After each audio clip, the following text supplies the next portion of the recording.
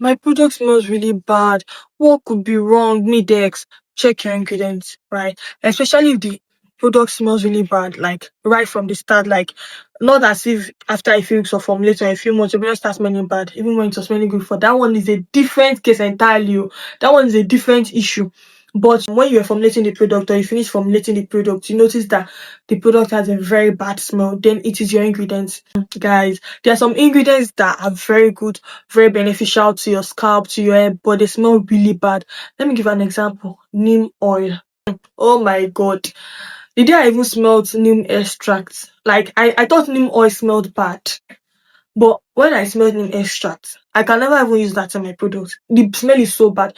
I didn't know what about neem oil.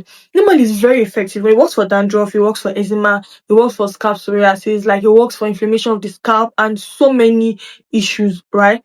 But the smell is bad. I mean, even if you add fragrance oil, you add essential oil, the smell is so bad. So you should actually check your ingredients. There are some apps too that they smell really bad. So there are some of these DIY ads we do that are very effective, but your hair will be smelling like jollof rice, guys. When you're doing hair tea, that includes things like cloves, rosemary, some of these ingredients, maybe even ginger. So how exactly do you expect your hair to smell? It smells like jollof rice. Sometimes like the smell used to be so bad.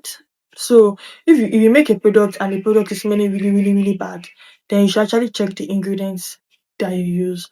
And if you're not comfortable with those ingredients, there's some of these products that you cannot even put on your hair when you want to go out. Right? So if you're not comfortable with these ingredients, then you should not include them in your product.